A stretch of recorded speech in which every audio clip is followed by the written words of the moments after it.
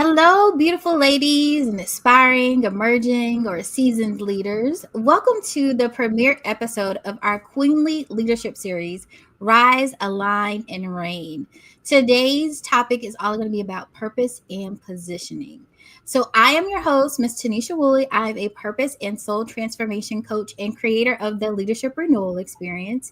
And I am a firm believer that you have to have influence to empower the people around you. So today I am beyond thrilled to be kicking out this mini series with someone who is just as passionate about developing women of leaders. Our guest today is Dr. Kimberly Flanders. Welcome. Hi. Please introduce yourself again to our audience. I know you've been here in our last series, but just reintroduce yourself again. Tell us what you do and tell us a little bit about what we should know about queenly considerations. Yes. So I am Kimberly Flanders. My day job am a higher education administrator and have done that work for over 10 years. I'm a wife and a mom. Um, Also a reluctant dog mom, but hey, it is my truth. But I'm also passionate about developing leaders, particularly women leaders, and just helping them see who they are in God and what it is they're here to do, and guiding them to meet their highest potential. I love it. And this is why we are connecting because we are very aligned in that way. And so I want to jump in right now so we can just get to the good meat of why we're here today. Okay. And for this purpose, in the Queenly Leadership Series, you are our resident Esther expert. Okay. So I want to start out with just giving a very high level overview of what the queenly leadership theme is based on Esther, and just give us a high level overview for some of our listeners who may not be super familiar with the book of Esther, or maybe they only know from that book that she was a beauty queen who won the king's heart, and we know that there's so much more.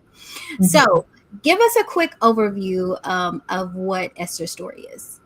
Absolutely. So the book of Esther is only one of two books that are named after women in the Bible.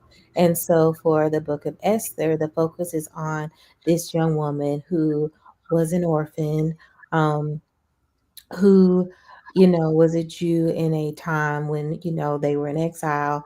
And so she lived a life, I would say, of oppression. And so there came a time when all the virgins were called to potentially be the next queen. And, she won, but she won not just because she was beautiful, but because of the way she carried herself, the way that she interacted with others. It says that she, received favor from everyone that she came into contact with. And that, I think, is by design and purpose. It's not something that just occurs for people just because they're pretty. But then once she got the role, she continued to listen to her elders. She continued to listen to people who believed in her and supported her. And there came a point where she had to act, and she had to act in a way that could cost her life, because there's always that antagonist in the story. And so there was a person who had decided to enact a plan to destroy the Jewish race on a set day of the year. And so, because of her position and because of the relationships that she was in the prime space to step in and to take action to stop it. But she was scared.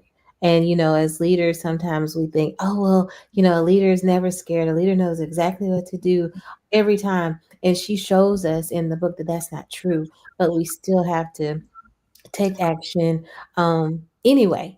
And so she did that. And, we see her fear, but then we see her step into her purpose, step into her courage, to lean on God, to lean on others, and to be determined. And then at the end of the day, they prevailed. And so the enemy was defeated, the Jews were saved, and there's now, a celebration, a festival, a holiday that the Jews actually still celebrate to this day, because of what occurred. Wow. I love it. Such a rich and impactful book. So that's why one of the reasons why I'm so excited about this series and what God has led you to do. And so, just to set the tone for the series and to kind of sum up that narrative, how would you describe Esther in 3 words that stick out to you beyond the beauty queen narrative? Okay. 3 words, which I'm really glad you gave me a heads up. Because we would have been here for another 15 minutes while I thought of words. But I would definitely say resilient because, as I stated, she was an orphan. She was a Jew. She was a woman. We can come up with all of these narratives and adjectives about who she was and what that meant at the time. But at the end of the day, she was resilient. She didn't let any of those things stop her from showing up as her best self for others. And so certainly want to use that adjective. Then I would say adaptable because, she went from, her home that she grew up in. Let's start with her home with her parents to the home with her cousin, to the palace. Um, and so she had to be adaptable. She had to learn how to interact and navigate in all of those spaces, and the politics associated with them. And she was determined because once she was faced with a task that only she could do, she was determined to see it through, no matter what the cost would be to her. Her words were, "If she perishes, she perishes." I love it. So good. And that leads me into, as you've just beautifully summed up the chapter for us, that this idea that many of us don't just wake up one day and bam, we're leaders, right? There is often an event or a period of preparation, as we see in Esther's story, that takes place. So, Mhm. can you pinpoint what one of the most pivotal events or period of times that made Esther a leader before she actually got the crown? Before getting the crown. Mhm. Um, I think you're right. For us, the BAM isn't there, but the BAM, we were born with it. Like we were Mhm. born with all that we were meant to be, and God knew who He created us to be when He formed us in the womb. So though it takes time for us Mhm. to recognize it, it's there, and I think other people see it. And I would say, just thinking about when she got to the women's quarters and she was with the eunuchs and the people seeing and saying, she. Earned favor just from the eunuch. And so the eunuch put her in special places. He gave her special maidens. They gave her the premier um, supports in the beauty regimen and things like other people see it. And so I think her being in a space where others were already starting to put her apart or set her apart from the other women was a key indicator that there was something special about her. Mhm. And for us, when we think about our backgrounds and our experiences, if we really, reflect on it and start to think through, okay, when were there times that, people treated us differently? People maybe asked us questions or placed us in a position to lead when we didn't think that we were ready for. Those are just little snippets of, what's to come. So I want to hone in just a little bit on something that you said, the Okay. last piece of what you said, because I feel like, yes, we do develop in our leadership skills and they do evolve as we are put in certain positions. So, and often when we're put in positions of leadership, we don't initially feel like we're ready or we feel like we're qualified. So, why do you believe that God often calls us before we feel qualified? Honestly, I think if we felt qualified, we wouldn't trust in God. Mhm. Um, I think that when we feel that we are qualified, then we start to make decisions based on our own understanding and not leaning on Him. I think that it's a lot easier to then lead into, pride, and, self righteousness, maybe, in those spaces versus being, that humble leader, that person is, I'm not here because I know everything. I'm not here because I'm the best, but I'm here because I was placed here. And so, because I'm placed here, then, I think it helps us to treat the position a little differently than, someone who steps in and just expects to be the leader. Mm-hmm. And I think I really like that. And I think maybe a little bit too on the other side of that coin is that a lot of us may be placed in positions for the first time. Mm, And I think one of the reasons, at least for me, that Esther's story hits so deeply is because that many of us are called to lead in rooms where we are the first. mhm, And it doesn't necessarily have to be the first to actually be in a position. Like I know from coaching women that sometimes it's not about the achievements, it's really about the calling. And so mhm, sometimes you're the first to see a problem in a situation, right? And you feel like God is nudging you to like come up with a solution. Or sometimes you're the first to believe that change needs to happen in an area, and God has emboldened you to like bring forth this new idea. So first doesn't always have to be a position. It mhm, could be any of those things. And I think in those moments when God calls us to be the first or something, although it can be exciting and it's something that we can't really shake, it's also terrifying at the same time. mhm. Yeah. So, from a queenly leadership lens, as we're developing these queenly leaders, why do you think? Um,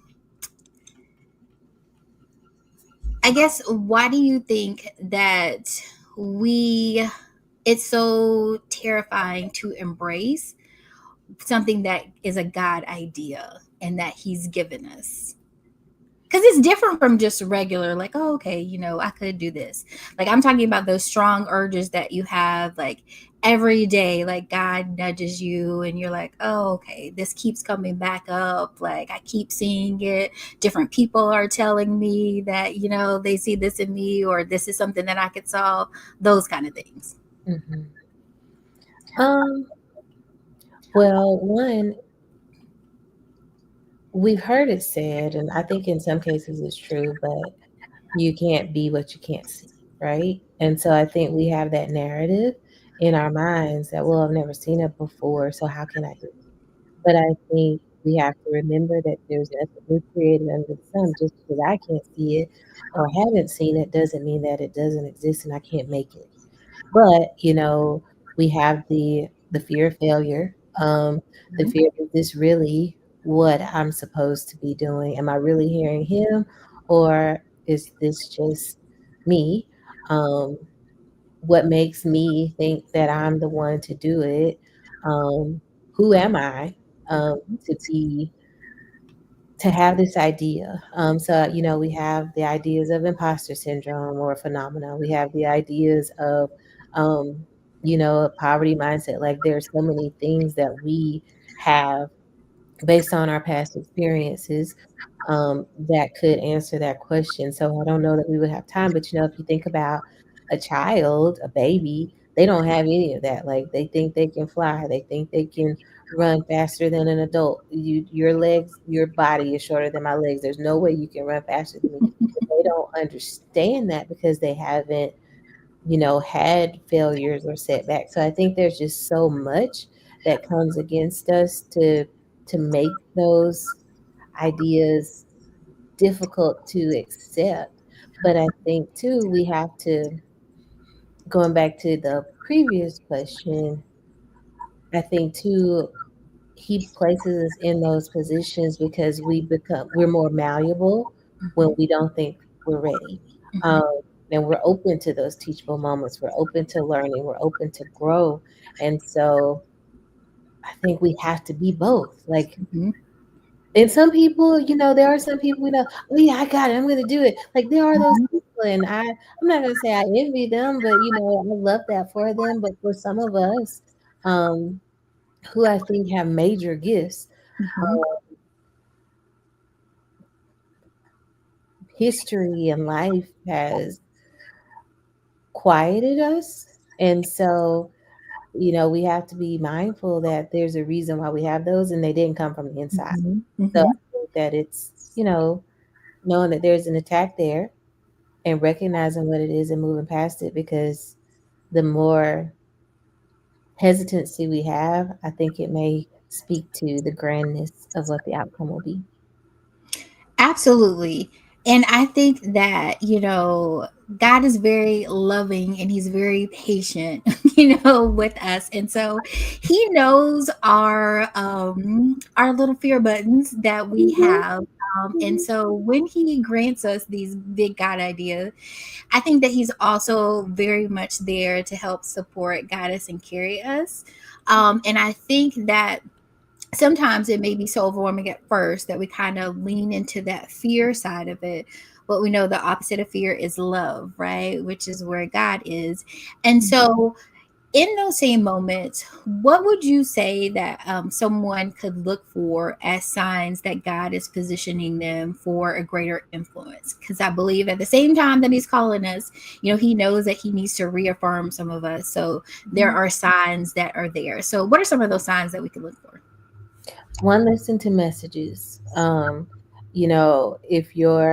If you're going to church and you hear a sermon and it's like it's speaking to you, or even a mentor or someone just randomly saying something to you, and it sounds random, but it's just validation of what it is you're supposed to be doing. Oh, you did this, this way, and oh, it's so great that you do this, and it was so helpful. Like listening out for them, seeing the spaces and the opportunities that come available to you, doors that open that you're like, well, why? Why me? Because there are other people. This is not even my job. It's not even in my job description. So why are you asking me to come to this meeting to, have this professional development opportunity to hear this conversation?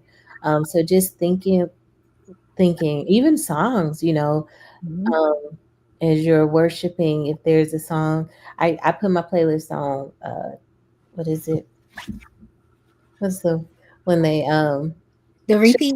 shuffle? So I put the playlist on shuffle, and then it's like, oh wait, this is what I needed to hear in this Mhm. moment. And so it's just being open to knowing that God is speaking to us.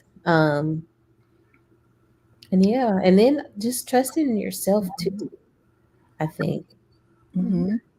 I would agree. Definitely being open in that season because you never know where a blessing or a resource could come from. So even though we might be telling God, like, I'm scared, I'm fearful, like, I don't feel like I have this skill set or whatever, again, like Aaron and Moses, like, God will send you somebody or a resource to be able to help you with the God idea that He's given you. So just be open, be curious, pray, Mhm. discern, Mhm. and don't discount anything during this season when God is trying to grow you.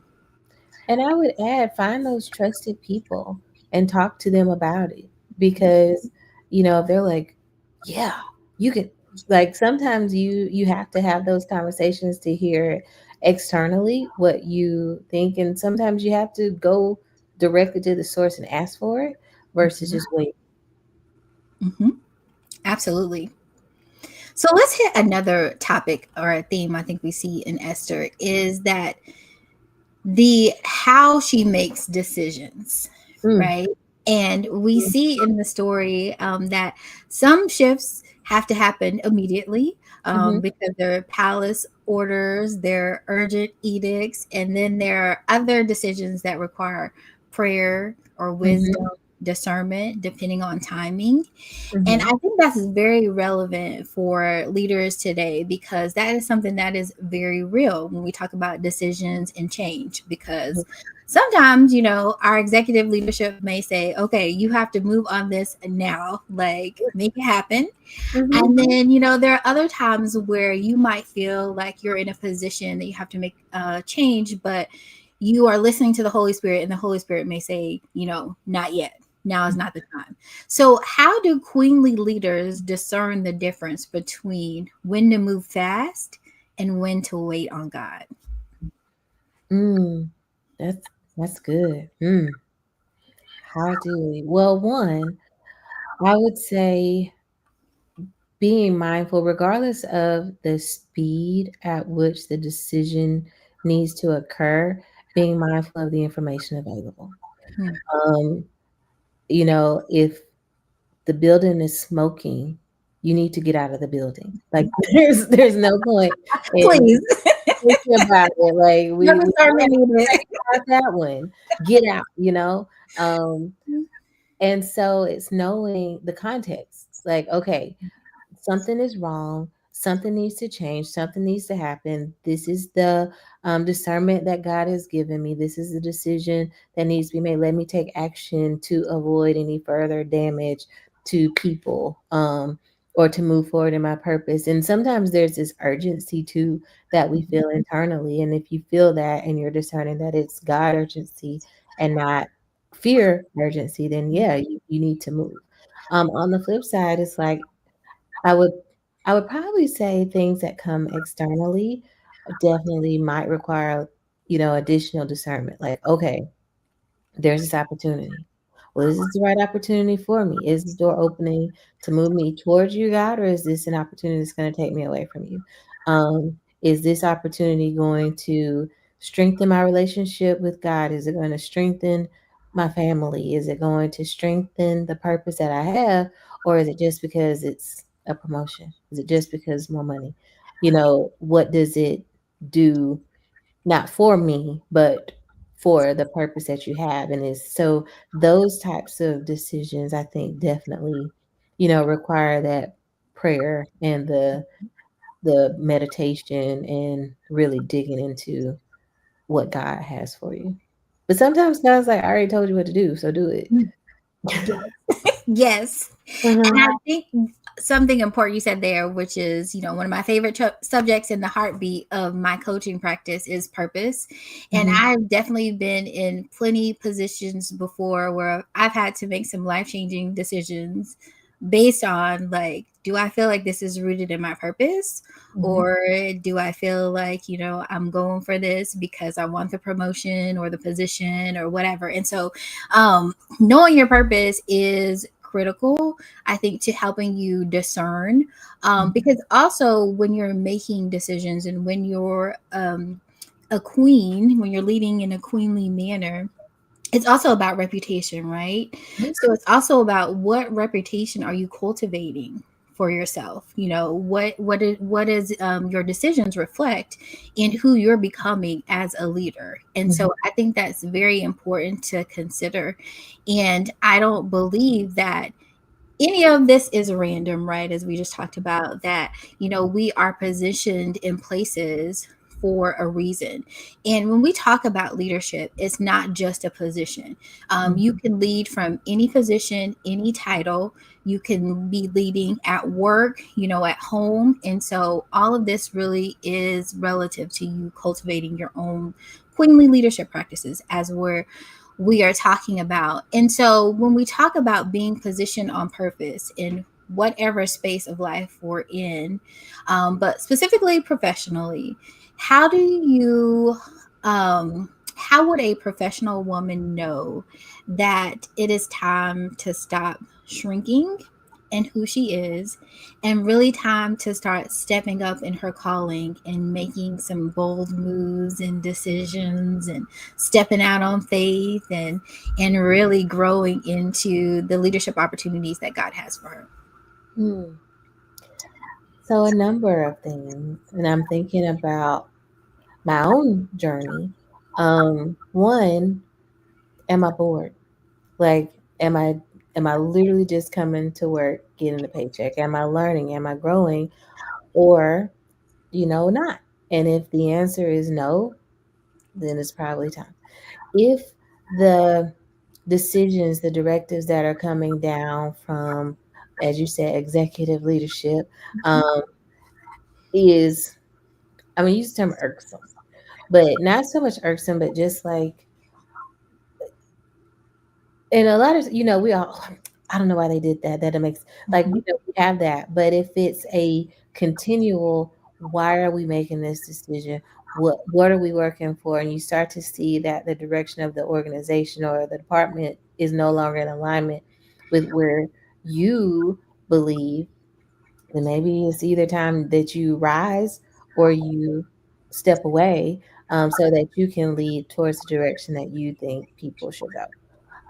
I also think if you start to see that there is oppression around you, oppression of your peers, then and you recognize opportunities to change it for the better, then maybe you're getting that revelation because it's on you to start the movement to change it, but not in a revolutionary way, but in thinking about, okay, how can I start to make changes? Because to your point, it's not about the title, it's about you. And so, I've been in situations, not even, but the way you step into a room can change the temperature. So being that thermostat instead of the thermometer.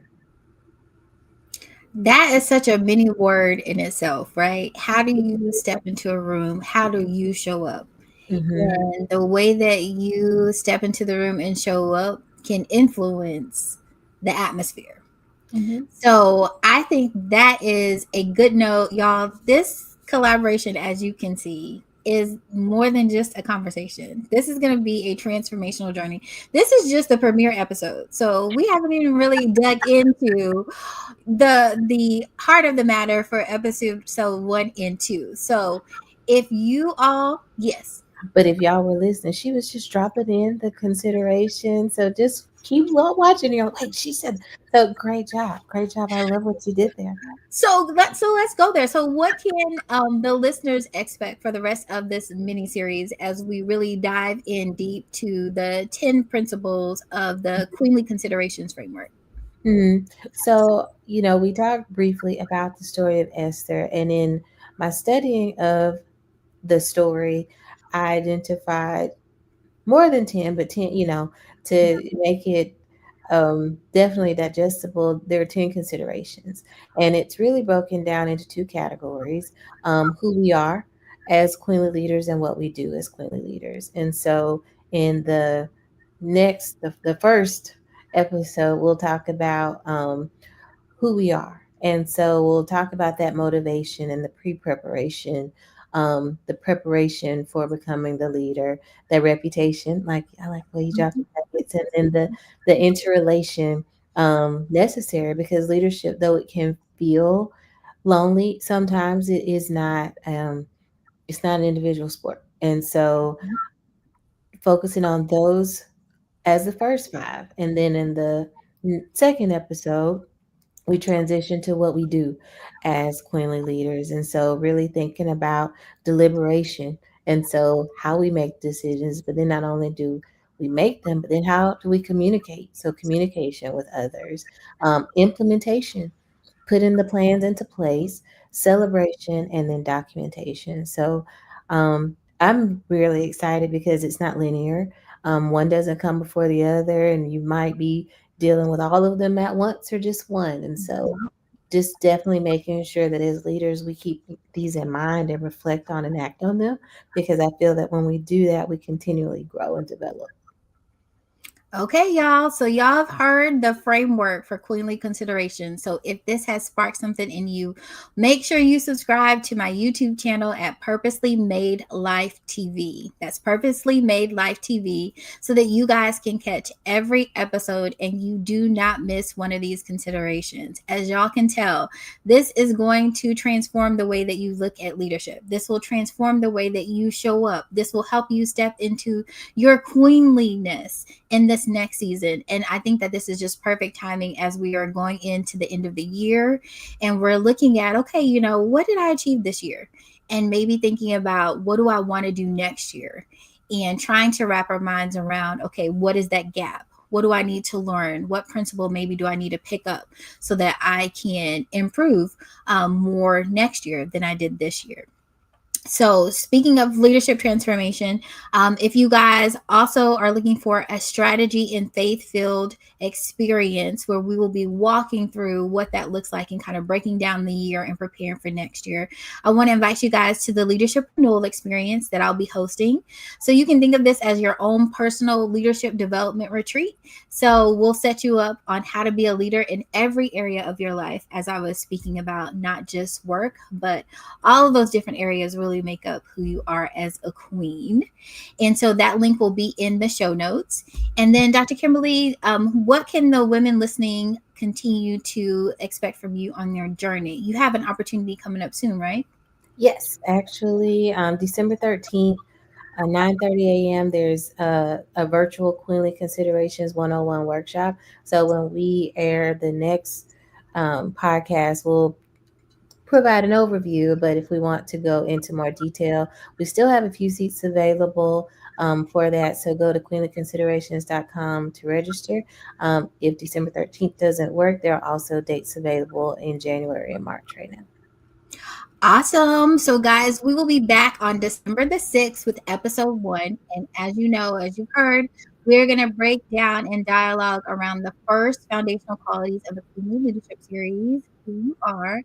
So, we promise that really there is going to be breakthrough with these different episodes. So, you want to subscribe, you want to share, you want to step into your calling by listening and participating in the Queenly Leadership series because you are positioned for purpose. So we will see you all next